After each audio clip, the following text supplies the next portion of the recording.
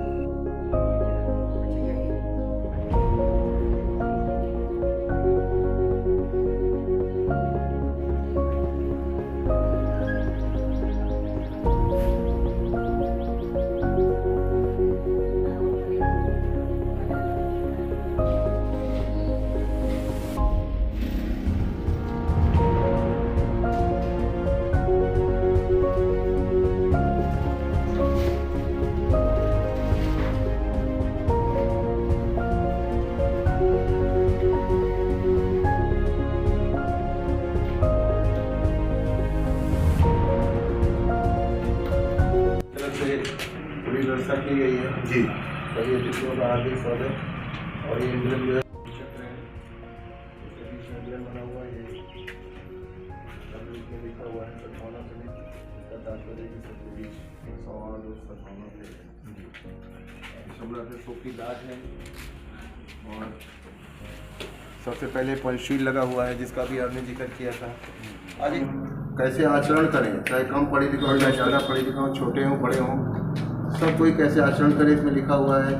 प्राणी की हिंसा न करें, बिना जिए कोई चीज़ ले नहीं, मिथ्याचार कामाचार न करें, झूठ नहीं बोलें और नशीली चीज़ों का सेवन न करें, तंबाकू गुटखा सेवन न करें। ये 8 रास्ते उन्होंने बताए कि अपनी दृष्टि अपनी नज़र सही रखें, अपना संकल्प दृढ़ रखें, आप मीठा बोलें, कोई काम करें समझ के करें कि इसका परिणाम क्या होगा, अपनी आजीविका सही रखें जिससे दूसरों का नुकसान ना हो, सम्यक व्यायाम करें। देखिए व्यायाम की बात उन्होंने कही, और याददाश्त अपनी सही रखें, और चरम अवस्था तक समाज करते हैं कि जो हमारी चरम अवस्था है ज्ञान की, वहाँ तक पहुँचने का प्रयास करें, नए नए शिल्प सीखें। महिलाएं कहाँ से पढ़ें? महिलाओं को पढ़ाने के सबसे पहले उन्होंने पढ़ने को पढ़ाया। उस समय चूँकि इनके स्कूल चलते थे अंग्रेजों के, तो कॉन्वेंट स्कूल, उसमें फातिमा शेख पढ़ाती थी, तो फातिमा शेख ने इनको पढ़ाया, इन्होंने इसको पढ़ाया, तब सावित्रीबाई फुले ने जो है महिलाओं को पढ़ाने का जो अभियान चला लिया। तो सावित्रीबाई फुले अपनी हमारे की पहली शिक्षिका थी जो यहाँ से ट्रेनिंग लेकर के टीचर बनी। ज्योतिबा फुले के बिना नॉलेज के, बिना ज्ञान के जो है विद्या के कारण बहुत सारा अनर्थ हुआ है, इसका भी वर्णन पेरियार और स्वामी इन्होंने भी सामाजिक बहुत काम किया। मान्यवर काशीराम ने भी रेखांकित किया कि सम्राट अशोक के महान का सपना उन्हें देखा हुआ है और भारत ऐसा होना चाहिए। बहुत सारे इसमें शिलालेख लगे हुए थे और ये संत गार्गी ये धोबी समाज के थे, इन्होंने भी काफ़ी काम किया है। शहीद उधम सिंह सैनी, आपने जलियांवाला बाग कांड सुना होगा, जनरल डायर ने मरवा दिया था, चारों तरफ से घिरा छोटा सा बाग था, वहाँ मरवा दिया। उसके बाद ये उस समय ये ऑर्फेन थे, अनाथालय में पानी पिला रहे थे, उस समय 12-13 साल के थे।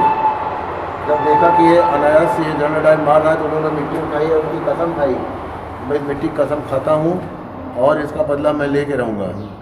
ये उसके बाद गए लंदन, 1913 का जलियांवाला बाग कांड, 1940, इतना फ़र्क हुआ, बहुत फर्क, 27 साल तक उसका पीछा किया।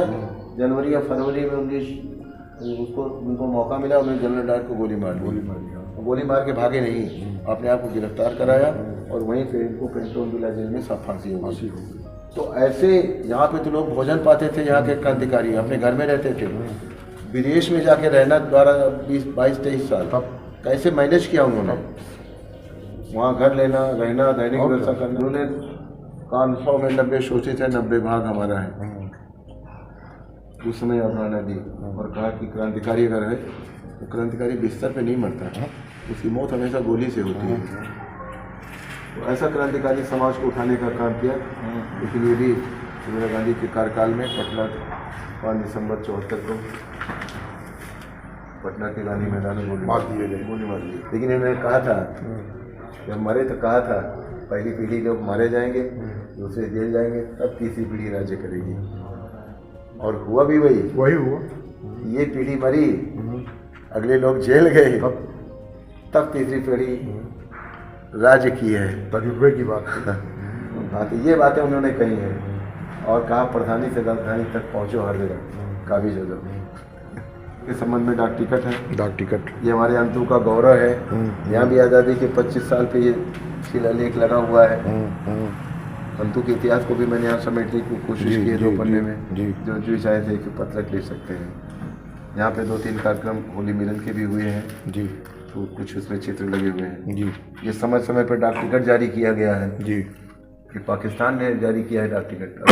हाँ, भगवान बुद्ध पे, ये भारत की आज़ादी पे जारी किया गया है। ज्योतिबा फुले पे, बाजीराव फुले पे, अमर सिंह सैनी पे, सब पे डाक टिकट भारत सरकार जारी की है, उसका कलेक्शन है। हमारे यहाँ बहुत बड़ी बड़ी यूनिवर्सिटियाँ हुआ करती थी। ये 5वीं शताब्दी में बनी थी, 450 के आसपास। नालंदा विश्वविद्यालय, तक्षशिला विश्वविद्यालय, यहाँ पूरे विश्व को लोग आके पढ़ते थे। और ये मतलब है कि इसका जो गेट कीपर होता था, बहुत नॉलेज होता था, वो गेट कीपर जो है उसका इम्तहान लेता था, और केवल 30% लोग एडमिशन पाते थे, बाकी लौटा दिए जाते थे। वो गेट कीपर इम्तहान लेके वहीं से लौटा दे, भैया तुम पढ़ने काबिल नहीं हो। और इसमें 10,000 स्टूडेंट रहते थे, 2,000 टीचर थे, 1 और 5 का रेशियो।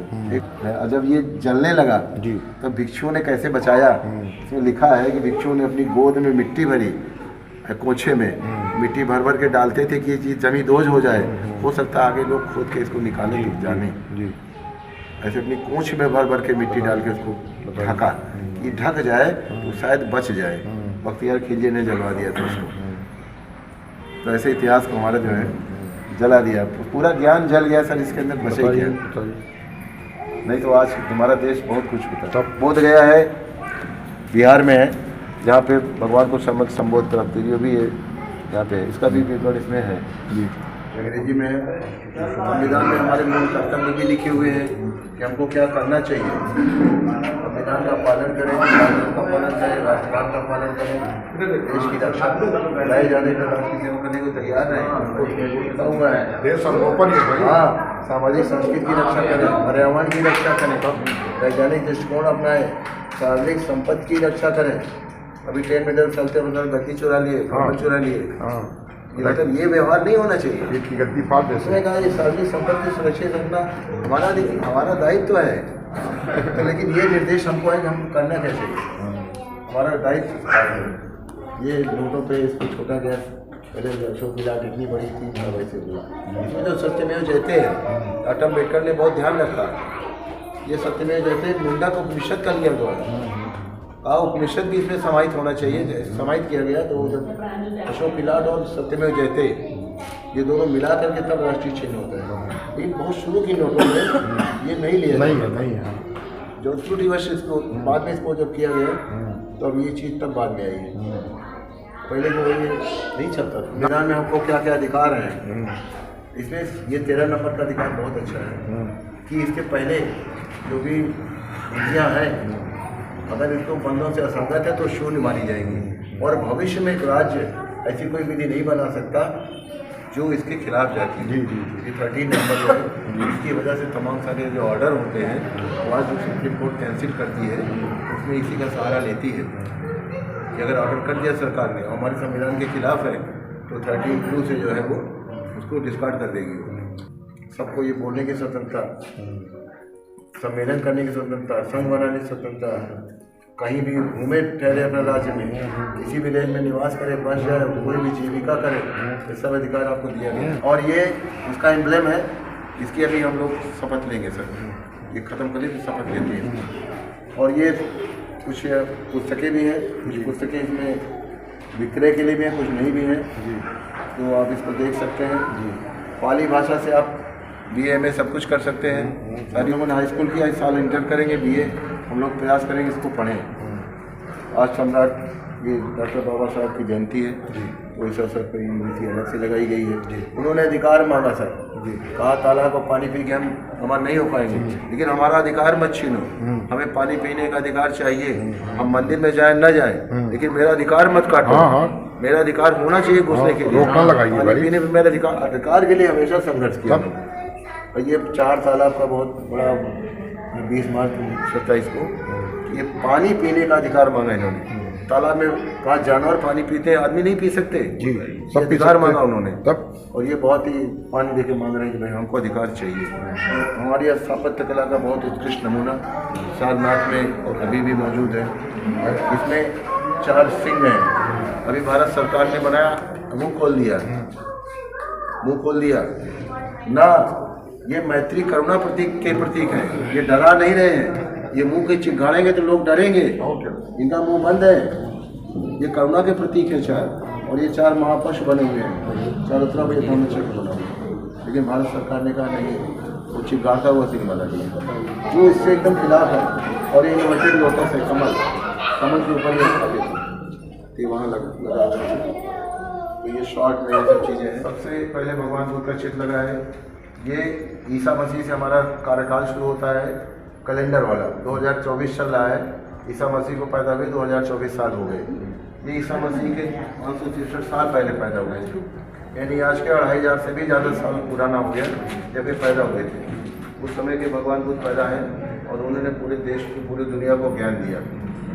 और इनकी जो चीज़ें हैं वो धम्म पद में संकलित है। उन्होंने कहा कि उसमें ही भाषा में देखो, लोग परेशान या तो सब होते जाएगी। मतलब जो अच्छे लोग होते हैं वो हर जगह पैदा नहीं होते हैं, अच्छे लोग बहुत कम होते हैं। उत्तम व्यक्ति सभी बातों का ध्यान रखते हुए दुर्लभ है जो सर्वत्र पैदा नहीं होते, और लेकिन जहाँ वो पैदा होते हैं।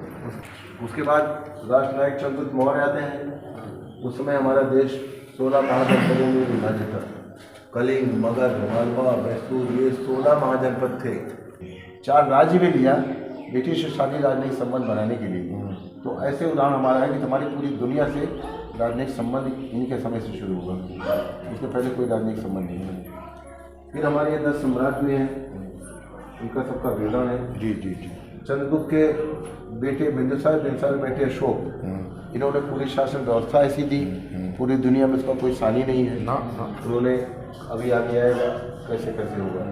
उस समय लोग पढ़ना लिखना नहीं जानते थे, बोलना जानते थे, भाषा थी, पाली भाषा थी, बोलते थे, लिपि नहीं थी, लिखना नहीं जानते थे। इन्होंने लिपि का आविष्कार किया, ये कासानागा लिखा हुआ है, कैसे कैसे लिखा जाएगा, और ये निकाल करके उन्होंने पत्थरों पे टांग दिया। 84,000 स्तूप बनवाए। 84,000 स्तूपों में हर उपोषण के दिन पूर्णिमा, अमावस्या, दोनों अष्टमी 4 बार लोग पढ़ाने जाते थे। उस समय आबादी थी 25 लाख। नेट से देखिए 25 लाख आबादी थी। 25 लाख को 84,000 से भाग दीजिए, एक क्लास में खाली 30 या 40 लोग आते हैं।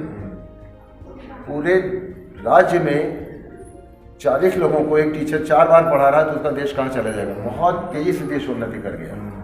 एक क्लासरूम में आजकल 40 से भी ज़्यादा स्टूडेंट होते हैं। उस समय पूरे देश में 84,000 क्लास चलती थी, महीने में 4 बार।